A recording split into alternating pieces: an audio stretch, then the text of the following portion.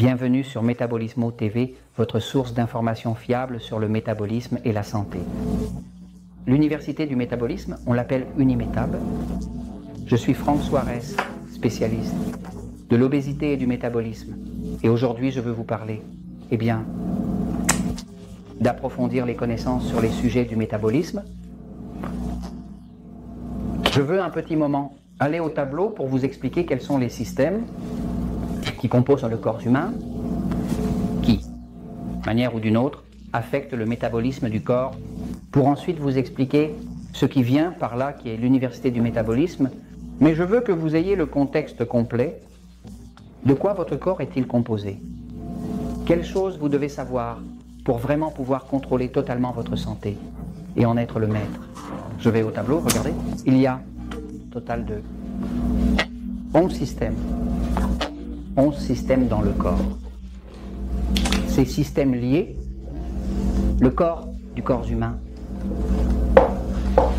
c'est absolument une merveille incroyablement. J'étudie vraiment depuis plus de 20 ans, vraiment, ces corps.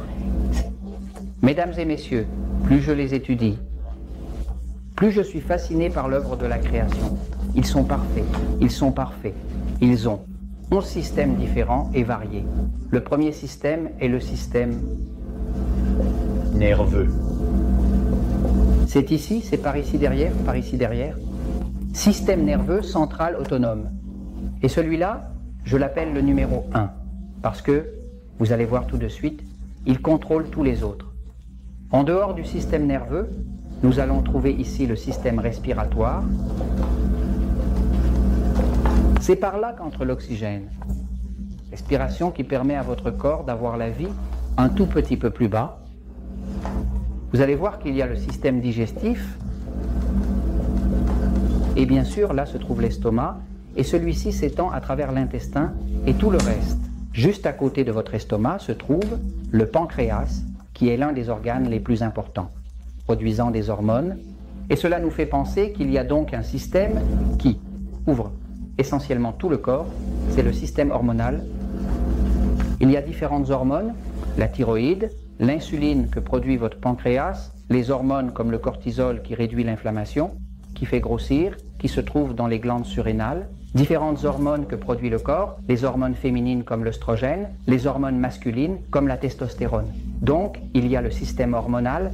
Maintenant, en plus du système hormonal, qui couvre également tout le corps, il y a le système circulatoire. Tout le sang circule dans toutes les parties de votre corps. Imaginez à quel point le système est efficace, car chaque minute, environ 5 litres de sang passent par chaque partie de votre corps. C'est beaucoup. C'est-à-dire que si vous regardez un litre, 5 de ceux-ci passent chaque minute.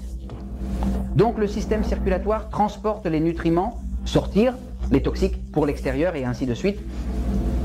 Maintenant, en dehors du système circulatoire, le prochain dont nous pouvons parler est le système reproducteur. Là, il y a la sexualité, il y a la capacité de l'espèce à se reproduire, l'activité sexuelle et autres. Mais le système reproducteur est proche des reins qui se trouvent à l'arrière, qui font partie du système urinaire.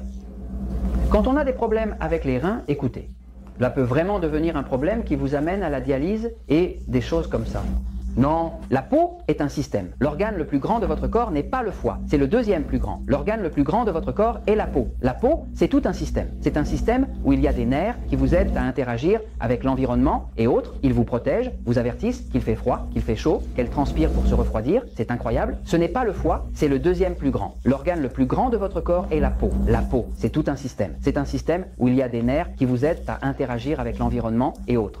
Ils vous protègent, vous avertissent qu'il fait froid, qu'il fait chaud, qu'elle transpire. Pour se refroidir, c'est une merveille. Non. Donc il y a la peau, qui est un autre système. Et en plus de cela, il y a, en fait, le squelette, le système squelettique. À l'intérieur de ce corps, il y a également un squelette qui a des os, et ces os soutiennent. En réalité, la structure, mais ces os sont vivants. Ces os grandissent. Ces os meurent et naissent, et ils se reconstruisent, et tout ça. Et en plus de cela, en fait, tous ces os sont vraiment reliés à la peau.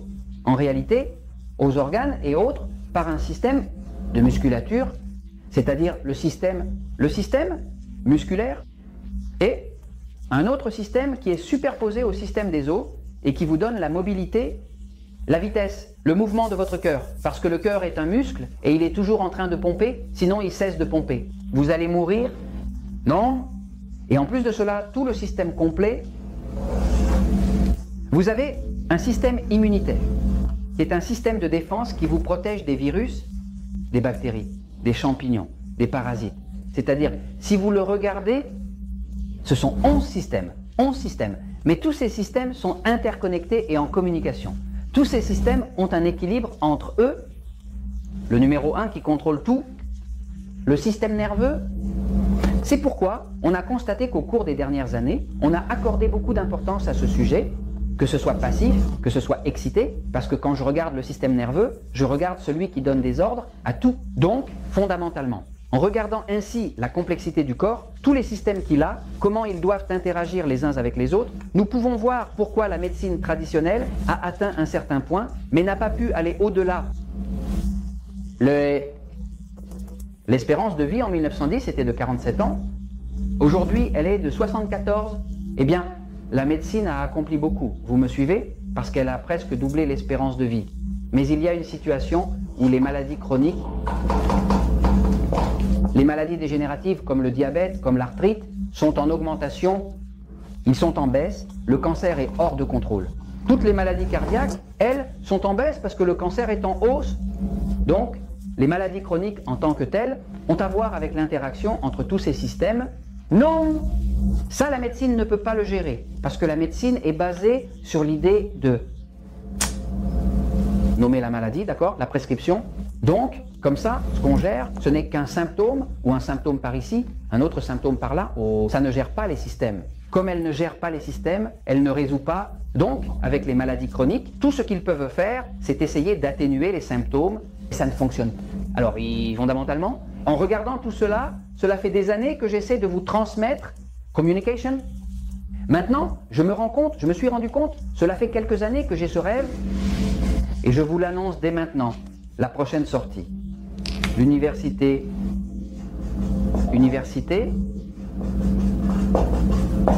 c'est la métabolisme. Nous avons passé de nombreux mois, c'est ce que nous appelons Unimetab. C'est ce qu'on appelle l'acronyme, qui est le mot qui compose tout. Non! L'université du métabolisme, Unimetab, est un projet de vie où je veux laisser mon héritage et permettre à ceux d'entre vous qui souhaitent approfondir toute cette interaction entre tous ces systèmes de pouvoir le comprendre. Parce que, mesdames et messieurs, la seule solution que j'ai vue à tous les problèmes de santé, c'est la compréhension. S'il n'y a aucune connaissance, les causes ne peuvent pas être trouvées. Et si les causes ne sont pas trouvées, vous pouvez passer toute votre vie à essayer d'éteindre le symptôme, mais cela ne résoudra pas le problème. Alors, gros, l'université du métabolisme est sur le point de sortir. Dans les semaines à venir, le mois prochain, vous allez avoir des annonces concernant la naissance de l'université du métabolisme Unimetab. Là, ceux d'entre vous qui souhaitent avoir une connaissance plus approfondie, mais plus structurée, où vous pourrez passer des examens, obtenir des diplômes, afin de comprendre en profondeur tout cela, pour pouvoir l'appliquer, y compris des professionnels de la santé qui le souhaitent, nutritionnistes, diététiciens, médecins, personnes ordinaires, qui veulent vraiment avoir des connaissances, qui veulent comprendre vraiment, complètement, une maladie, une condition, et comment l'améliorer. Eh bien, ils auront cette information à l'université du métabolisme. C'est une plateforme qui vous permet de suivre les cours sur votre téléphone, facilement sur la tablette, sur l'ordinateur. 24 heures. 24 heures, 7 jours sur 7. Nous allons les rendre très économiques. Nous allons bien les faire, visuels, bien, didactiques, de manière à ce que vous ne puissiez jamais rester avec un doute après avoir suivi un cours d'Unimetab, de l'université du métabolisme. Donc, c'est là que vient la connaissance. Je vous remercie de me permettre de vous aider. Maintenant, je veux vous apporter une connaissance encore supérieure à ceux d'entre vous qui s'intéressent vraiment et à avoir le contrôle total de leur santé. Parce que, comme nous le disons sur Métabolisme TV, la vérité triomphe toujours.